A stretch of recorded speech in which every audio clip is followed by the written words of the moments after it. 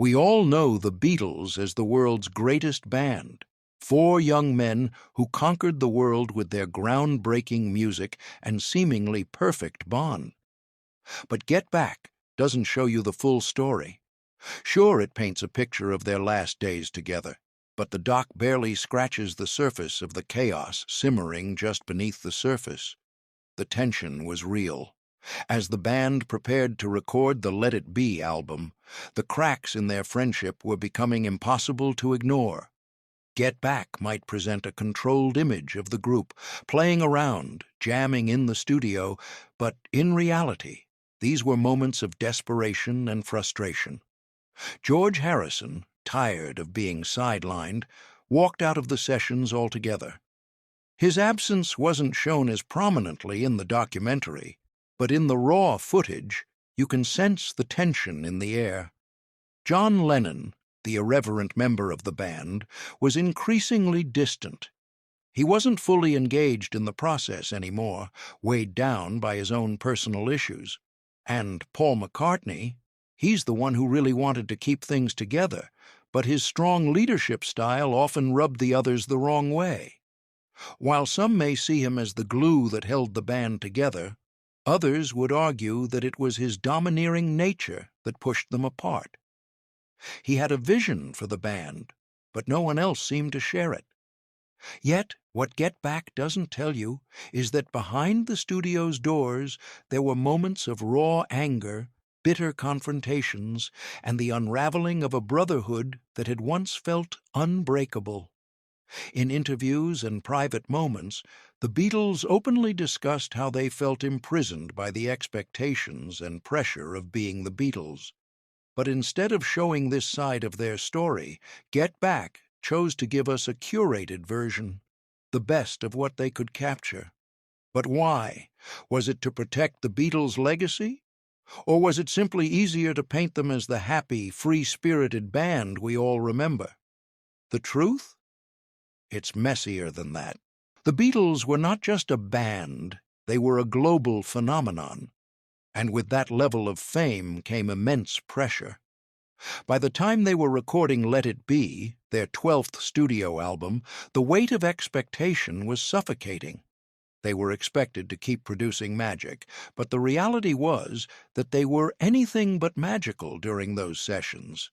Get Back paints the process as a series of relaxed, impromptu jam sessions.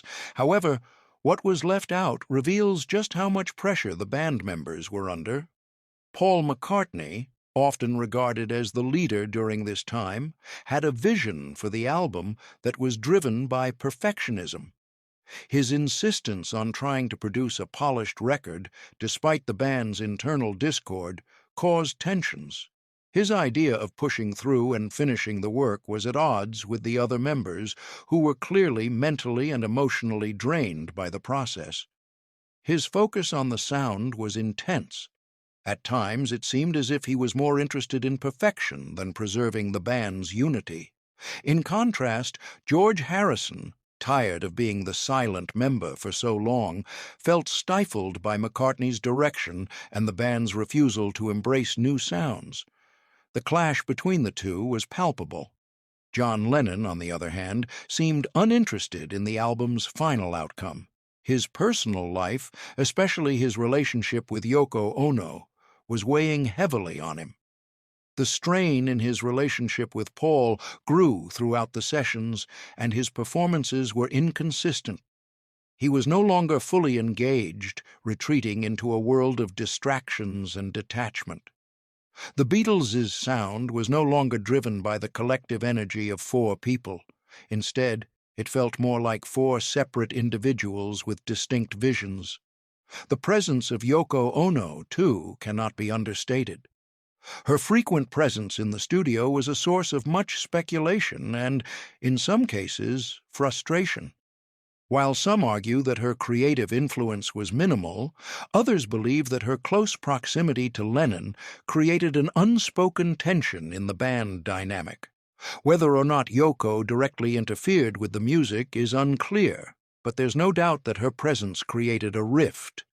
She was a lightning rod for criticism, Her being there during the recording sessions was a constant point of contention. But amidst all of this chaos, the band's genius still shone through, though it wasn't without its cost. It was the pressure of trying to maintain their iconic sound while dealing with personal breakdowns and professional exhaustion that eventually led to their downfall. Get Back may show the lighter moments of jamming and creativity, but it's the unspoken weight of perfectionism that lurked just out of sight, an invisible force pulling them apart. In the end, was it the band's desire for artistic integrity that caused the cracks? Or was it simply the pressures of being the Beatles? The answer isn't as clear-cut as we might like to believe, but the pressure wasn't just external. Something darker began to emerge within the band itself, something that Get Back tried to cover up. What happened next? Well, things were about to get even more intense. We've all seen the Get Back documentary, footage of the Beatles casually jamming, laughing, and working together in the studio. The magic of the Beatles is undeniable, but there's a version of this story that Get Back didn't show. While the documentary presents moments of joy and creative breakthroughs, it cleverly avoids some of the darker, more uncomfortable aspects of the band's final days. What happened behind the scenes, and what was left out? The footage included in Get Back gives us a glimpse of the band trying to recapture the energy of their early days, but what we don't see are the countless moments of frustration and conflict that defined their sessions. Paul McCartney, ever the perfectionist, was constantly pushing the band forward. His leadership, while necessary, often felt more like a burden. The aggressive direction he imposed on the group wasn't always met with enthusiasm. There's a telling scene where Paul is practically dictating how a song should be played, while George Harrison, who had grown tired of playing second fiddle, visibly bristles with frustration. It's clear that Harrison wanted more control over his creative contributions, but his input was often sidelined. There's also a moment in the documentary where Paul's domineering presence takes center stage, but the scene is cut off before it fully develops. In this segment, McCartney attempts to steer the band through a song arrangement, but his impatience with the slower pace is evident. He can be seen growing increasingly frustrated with the lack of progress, almost demanding that everyone else keep up with his vision. What's not captured in Get Back is just how often this behavior led to arguments. The tension between Paul and the others, especially George, was palpable, but these moments were often edited out or minimized to preserve the narrative of artistic collaboration. Then there's the most glaring omission: the turmoil within John Lennon. In Get Back, Lennon's detachment is noticeable, but it doesn't fully explore just how much he had checked out by this point. His relationship with Yoko Ono, a constant subject of media scrutiny, took a significant toll on his ability to contribute. He was lost in his personal world, struggling with feelings of isolation and exhaustion. The documentary offers only brief glimpses into his conflict, but there's much more to the story. Lennon was frequently disengaged from the music, and the camaraderie he once shared with his bandmates had diminished significantly. What Get Back doesn't show is just how disengaged he had become. Lennon's deepening addiction issues and personal struggles were pushing him further and further away from the band. The truth is that Get Back selectively curated the moments we saw. It skipped over the raw, difficult conversations that unfolded behind closed doors. This was a group of musicians who, despite their undeniable talent, were on the verge of collapse. The studio sessions were not only about creating music, they were about navigating a minefield of creative egos and unresolved personal issues. And while the footage shows the Beatles playing music and laughing together, it also reveals that there was a price to pay for that magic. But perhaps the most haunting part of the footage we didn't see is the way they seemed to drift further apart each day. Was the band's downfall inevitable, or did they simply grow tired of each other? The documentary leaves that question dangling, but the truth might be even more unsettling than the one we've been told. But there's one part of the Get Back sessions that did capture something truly mysterious, something that's often overlooked. What if the studio was haunted, not just by their personal struggles, but by something darker? Let's explore the strange occurrences that happened during these infamous sessions. The Beatles' recording sessions were infamous for their tension, drama, and eventual disintegration. But there's another layer to this story, one that has less to do with egos and more to do with something otherworldly. Abbey Road Studios, where much of Let It Be was recorded, has long been the subject of eerie rumors and ghost stories. Stories that, despite the documentary's careful editing, still seem to linger in the background. Was Abbey Road haunted, as many claim? And could the strange occurrences that the band experienced in the studio have been more than just coincidence? There were whispers from the crew that strange things began to happen during the Let It Be sessions. Some reported odd sounds, like footsteps in the hallway when no one was around. Others described sudden, unexplainable drops in temperature in the control room, an icy chill that would make you wonder if the spirits of the past were still roaming the studio.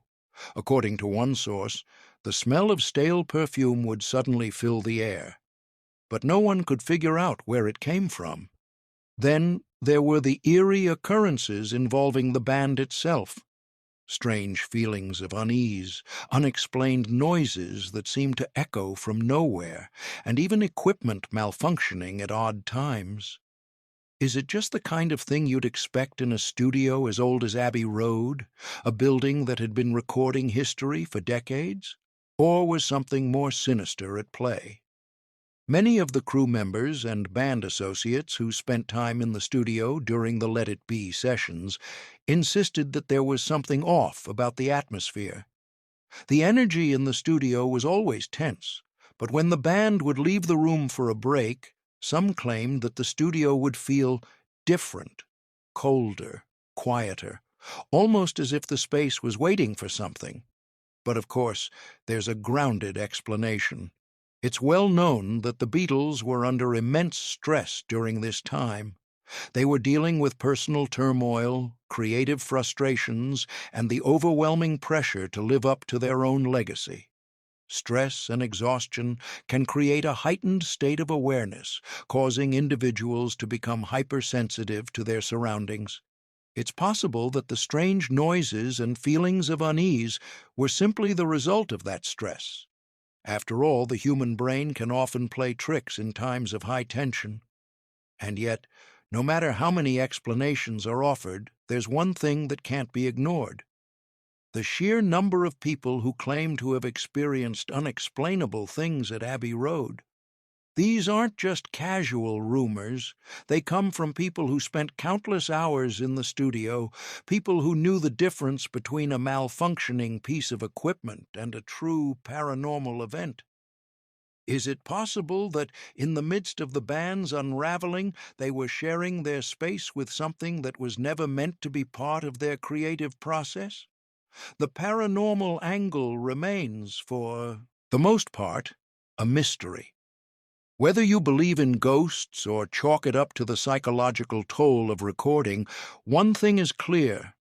The eerie atmosphere of Abbey Road might have played a role in the breakdown of the Beatles. The tension in the room was thick, but could it have been more than just personal strife? Was there something else lurking in the shadows? But there's something even more chilling than the strange happenings at Abbey Road, something that's been hidden from the public for years. It's not just about the band falling apart, it's about what truly drove them apart. The secret that changed everything. What if the real reason for the Beatles' breakup was more calculated than we think? Let's dig into the rumors and speculations surrounding the Let It Be sessions. and discover what they weren't telling you. As Get Back unfolds, we see the Beatles trying to make music, trying to work through their differences, but beneath the surface, something much deeper is happening. It's a story of ambition, betrayal, and the harsh reality of fame. What Get Back doesn't show, though, is why the band never truly reconciled. Why didn't the Beatles, after all they had been through, manage to heal their wounds? Why didn't they just come together one last time for the sake of their music? The truth behind their disintegration is far darker than anyone could have imagined. The cracks in the Beatles' foundation had been forming for years before the Let It Be sessions. It's easy to point to Yoko Ono's presence as a catalyst for the band's demise. Her position as John Lennon's partner certainly didn't help matters, but the reality is far more complex. The Beatles were no longer the cohesive unit they once were. The sheer pressure of being the biggest band in the world, the endless touring, the constant media attention, it had taken its toll. As the band evolved, so did their creative needs, but not all of them were aligned. Paul McCartney's drive to make perfect music was a key factor in the band's creative tensions. His control over the Let It Be sessions became a point of contention. He wanted the album to be a showcase of their brilliance, a final statement of their legacy. But George Harrison felt increasingly alienated by this perfectionism. He had been sidelined for much of the band's career, and the Let It Be sessions were no different. Harrison, tired of McCartney's dominance, began pulling away.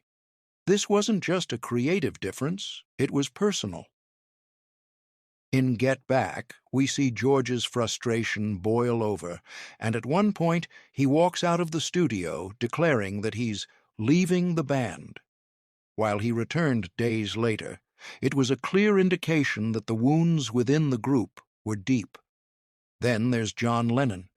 His growing disillusionment with the band, his personal struggles with addiction, and the ever-present shadow of Yoko Ono all played a significant role in his departure from the Beatles.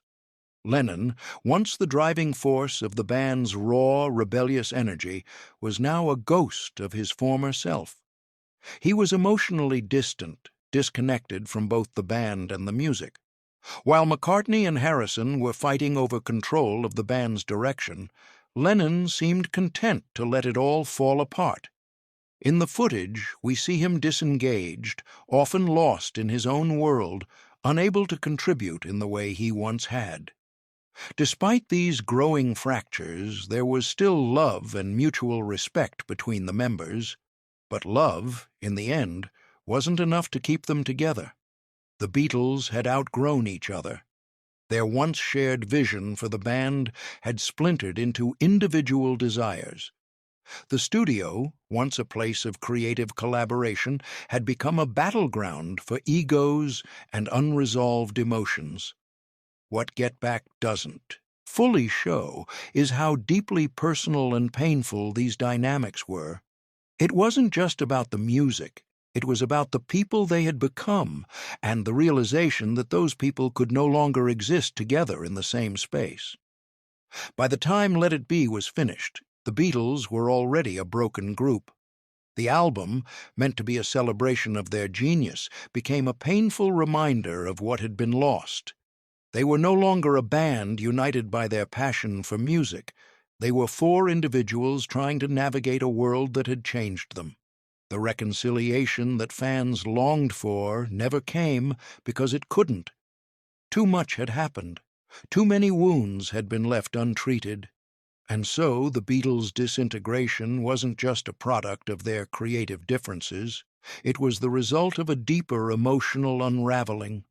The band's bond had been tested, and in the end, it broke under the pressure of fame, personal turmoil, and the relentless need for perfection. Would things have been different if they had reconciled? It's a question that still lingers today, but before we reach that conclusion, there's something crucial we have to address. Rumors about the real reasons behind the band's fallout. Were these issues inevitable, Or was there something or someone who played a bigger role in their separation? Let's dive into the speculations that have lingered for decades and see what Get Back didn't tell you. The Get Back documentary gives us a front-row seat to the Beatles' final moments as a band, but what it doesn't do is reveal the full, unvarnished truth. Behind the smiles, the awkward silences, and the passive-aggressive exchanges, there's an undercurrent of speculation and scandal that remains largely unexplored. The rumors surrounding the Let It Be sessions are some of the most talked about in music history, and it's time to dive into what the documentary left out. One of the most persistent rumors is the role Paul McCartney played in the band's breakup. Paul's leadership during the Let It Be sessions is often seen as the key factor in the band's collapse. His meticulous approach to music, coupled with his desire for control, created significant friction with his bandmates. But was Paul truly the villain? Or was he simply the most visible victim of a much deeper issue? Some claim that Paul's attempts to steer the band toward a more polished, cohesive sound made him appear dictatorial, and many of his ideas were met with resistance. But others argue that without Paul's drive and vision, the Beatles might have disbanded even sooner. Then, there's the constant speculation about Yoko Ono's influence on John Lennon, and, by extension, on the band as a whole. Yoko is often blamed for the rift between Lennon and the other members, particularly Paul and George. Get Back presence. Yoko's presence is just another aspect of the band's internal struggles, but the true nature of her influence is murky. Did she contribute to Lennon's disengagement? Was she a creative force in the studio, as some have claimed? Or was she simply an easy scapegoat for the band's disintegration? The documentary skirts around these questions, leaving fans to fill in the gaps. What is clear, however, is that Lennon's bond with Yoko was so strong that it became a wedge between him and the other Beatles. And while Yoko and Paul's respective influences were obvious, there's another speculation that looms large, that of a third-party influence. Could it be that management, or even outside pressures from the industry, played a role in accelerating the breakup? Some have suggested that the constant pressure from their record label and the media had worn the band down. The Beatles were expected to be flawless, to deliver not just records, but pieces of art that defined generations. As the pressure mounted, so did the cracks in their foundation. The band had been working together for nearly a decade, and by 1970 the constant grind had taken its toll. What's most unsettling about all of these rumors is how little is known for sure. Get Back reveals just enough to hint at these deep tensions, but it never fully explores them. Instead, the documentary focuses on the music, the laughs, and the creativity that still existed, even as the band fell apart. The unspoken reality, however, is far more complicated.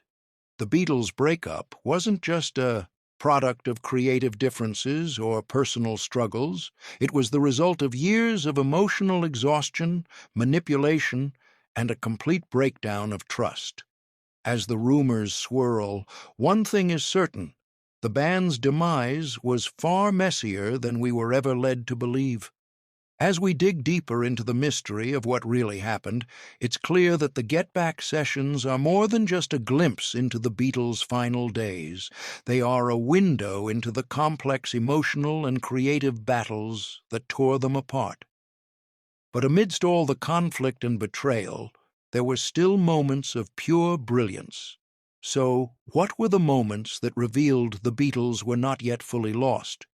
What was the spark that kept them going, even in their darkest hours? Let's explore the unseen moments of unity that were carefully hidden from the public eye. March 6, 1940, a date etched into Finnish history. The war was reaching its brutal final stretch. Both sides were exhausted, starving, and frozen to the bone. For months, Simo Häyhä had survived artillery strikes, ambushes, and sniper duels. But that morning, fate finally caught up to him. The sun hung low, throwing long shadows over the Kolar front. Simo was in his usual position, lying silent under the snow, scanning the horizon for movement. He'd done this hundreds of times before, calm, steady, calculating. Then, out of nowhere, a flash. A Soviet marksman had spotted a faint shimmer, not from Simo's scope, but from a patch of ice near his position. The sniper took the shot. The bullet tore through the air and struck Simo in the lower face, an explosive round that shattered his jaw and ripped through his left cheek. The impact was so violent it blew off part of his lower face and sent him sprawling backward into the snow. His comrades rushed to him, horrified. They said his face was barely recognizable, his jaw destroyed, his teeth scattered in the snow. Most thought he was gone instantly. But as they carried him away on a sled, they noticed something unbelievable. He was still breathing. Even with his face torn apart, Simo refused to die. He drifted in and out of consciousness as medics fought to save him, unaware that the war he'd fought so fiercely was just days from ending. For over a week he lay in a coma, hovering between life and death. His fellow soldiers believed the legend had finally fallen, that the White Death would now become a ghost story whispered in barracks for years to come. But Simo wasn't done yet. On March 13th, 1940, something extraordinary happened. He opened his eyes. The first thing he saw wasn't the battlefield, but the faces of doctors standing over him, stunned that he'd woken up. When they told him the news, he couldn't respond. His jaw was gone, and speaking was impossible. But he understood perfectly. The war was over. The peace treaty had been signed just one day before he woke up. After 105 days of relentless fighting, the Winter War had ended. Finland had lost territory, but it had survived, defying one of the most powerful armies on Earth. And in those 105 days, Simo Häyhä had done what no soldier before or since has ever done. Over 500 confirmed kills, all with a simple rifle and iron sights. Some reports said the real number was even higher. But Simo never boasted, never argued, never claimed a thing. The numbers didn't matter to him. Survival did.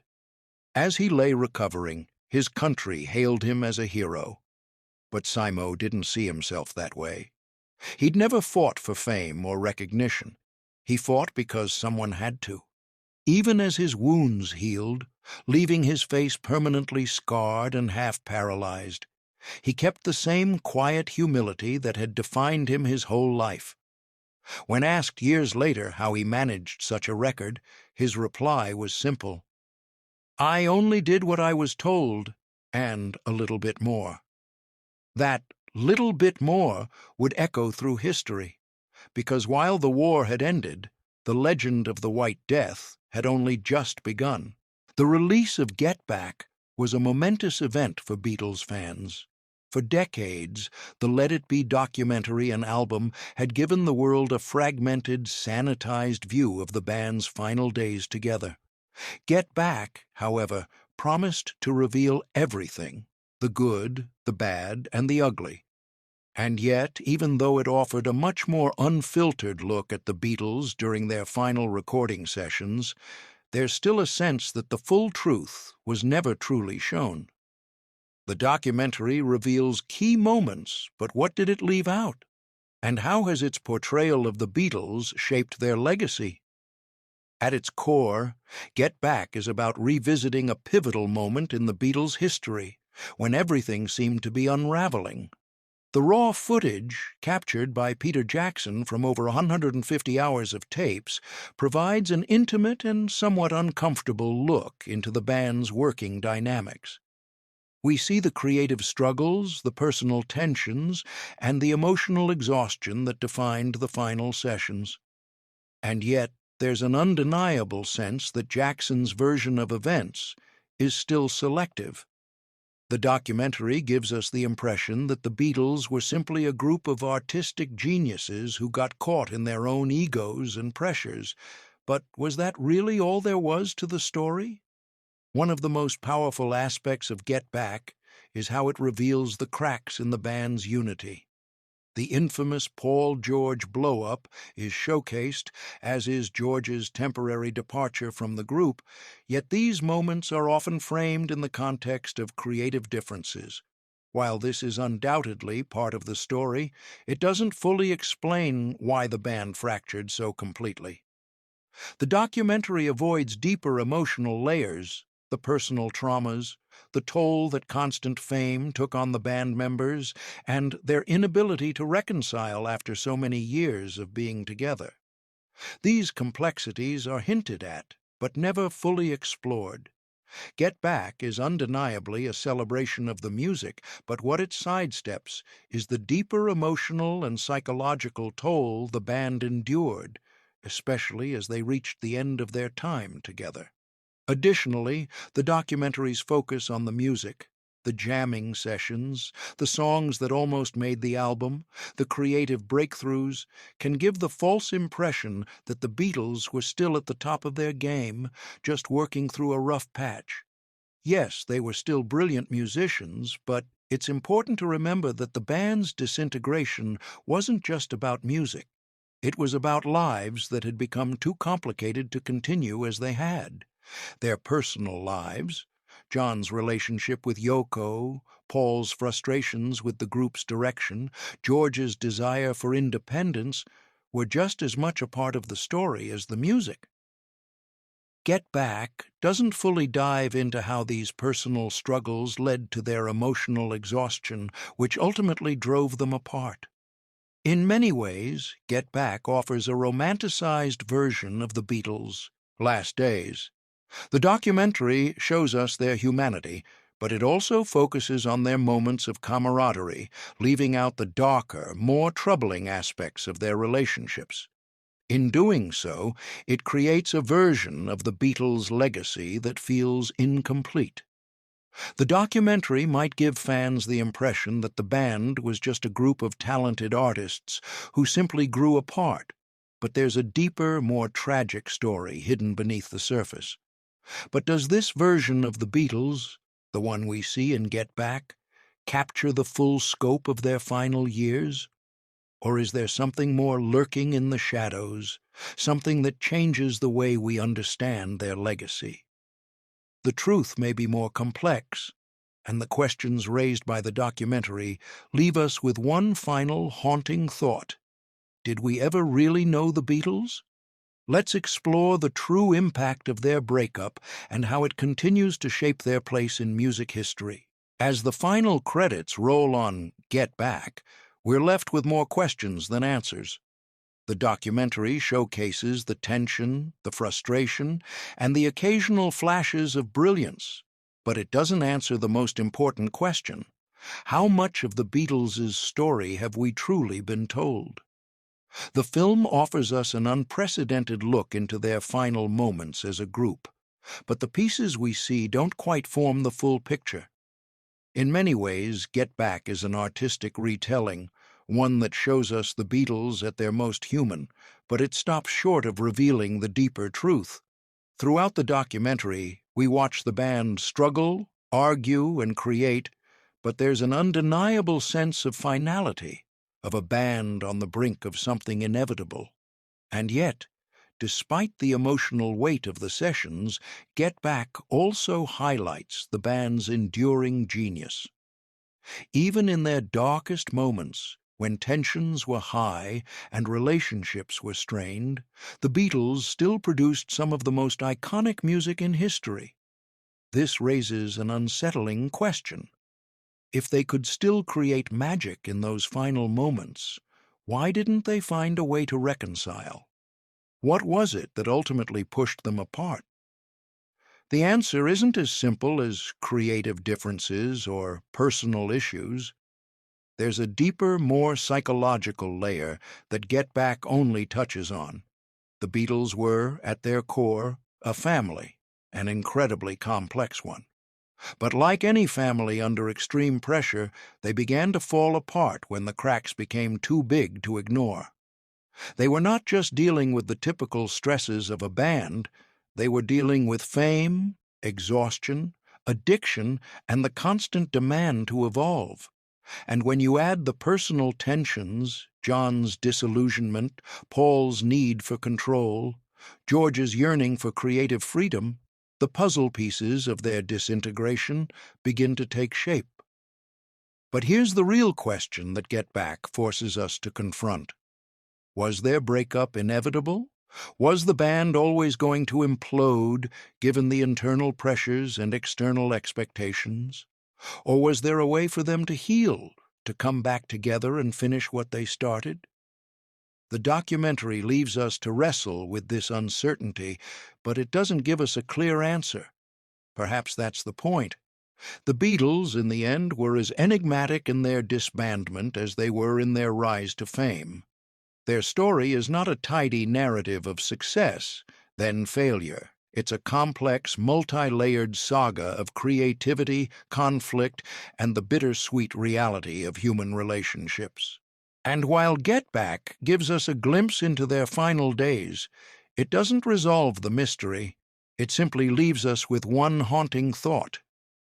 What if the Beatles, as we know them, never truly existed in the way we've imagined? We'll never fully know the truth about what really happened during those Let It Be sessions. The legacy of the Beatles is still unfolding, but one thing is certain. Their story, like their music, will continue to captivate, challenge, and mystify us. And maybe that's the greatest mystery of all. Did the Beatles have a chance at redemption? Or was the magic gone for good, even in the moments that seemed to shine through? Whatever your interpretation, one thing remains. Their legacy, and the questions that Get Back raises, will continue to echo through history.